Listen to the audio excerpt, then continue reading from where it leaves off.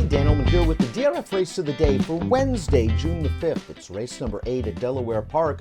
Let's throw up the field for the $100,000 Rehoboth Stakes. These are fillies and mares going 3/4 of a mile, and it features the return to Delaware Park of one of the better filly and mare sprinters in the country. That's the number 10, Alva Star, who's closing in on $1 million in career earnings and is already a Grade 1 stakes winner in 2024. She showed up at the Delaware Park last year, won the Dashing Beauty in very easy fashion. She hinted she was going to be this good, and she's turned out that way for trainer Brett Brinkman, and she's going to be a prohibitive favorite in the Rehoboth. We throw up our Timeform US pace projector. We're expecting this pace to be rather quick. The 5 Can't Hurry Love is naturally fast, but maybe the addition of blinkers will enhance her already potent early speed. She's going to be close to the pace, along with the 2, Benny K and Susie 2, who's turning back off of a 2-turn race at Oaklawn Park last time out. The 9 also has a good amount of speed, and I wonder if Miss Buchero is just simply the speed of the speed in this race.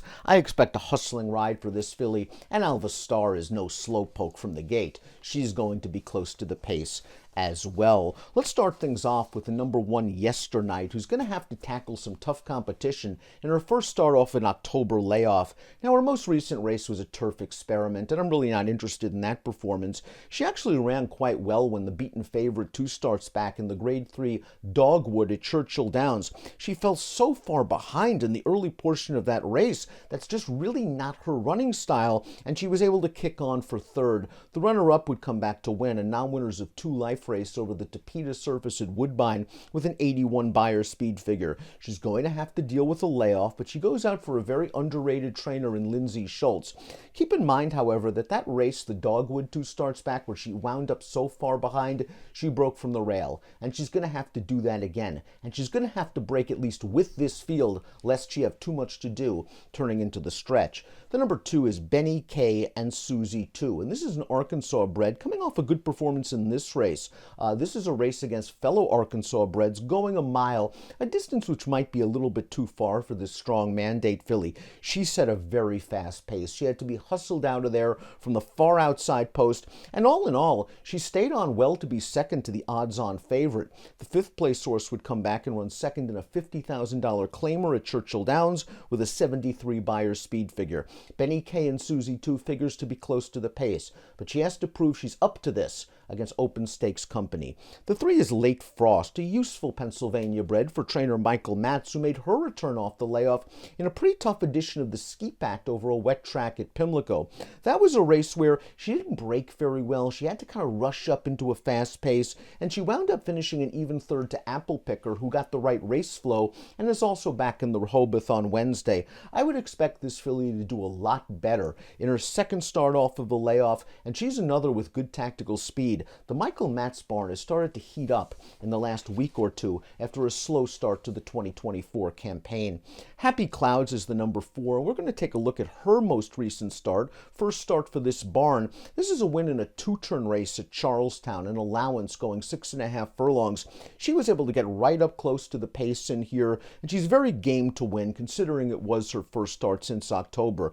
This horse earned a stakes placing against Open Stakes caliber sprinters at Laurel Park last year. That race was restricted to 3-year-old fillies.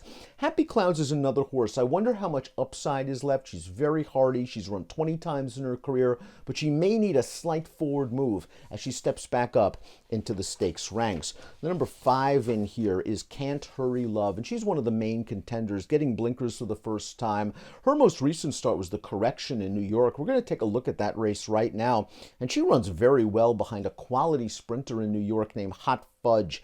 This race was run over a muddy track. Can't Hurry Love was tracking the pace, and she gives it her all in the stretch. Now, keep in mind, she does like to run second, or at least recently that's been the case.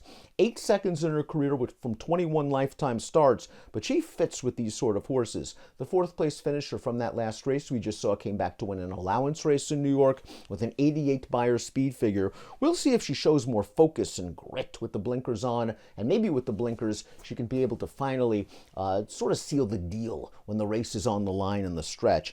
Apple Picker goes out for Brittany Russell, and this one looked good, winning the Skeet Act, the race we're going to show you right now. Again, it was over a muddy track, and she really seemed to like it, and she really seemed to like the fast pace she received as well, rallying to win this one with an 80 Beyer speed figure, a co-career best.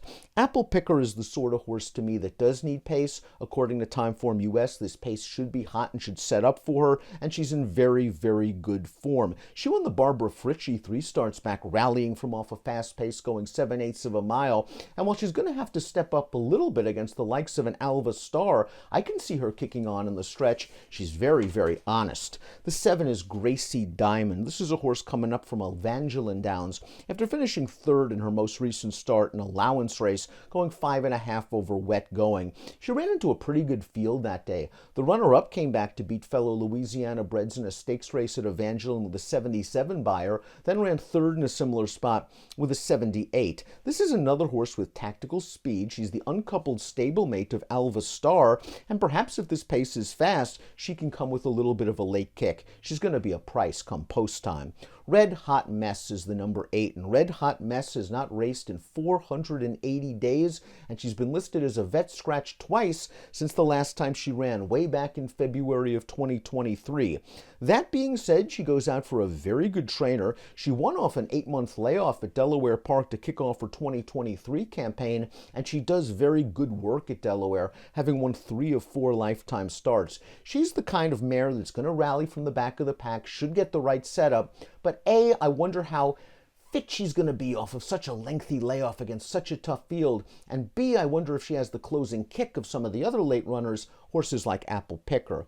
Miss Buchero is very interesting in this race, the number 9, because she is plenty fast out of the gate, and I think her most recent start this race, an allowance at Parks, was purely a prep for this spot. She faced a gate-to-wire winner. She chased that horse all the way around the track in her first start off of a 5-month layoff. As you see, there's no quit in Miss Buchero in the last 16th of a mile.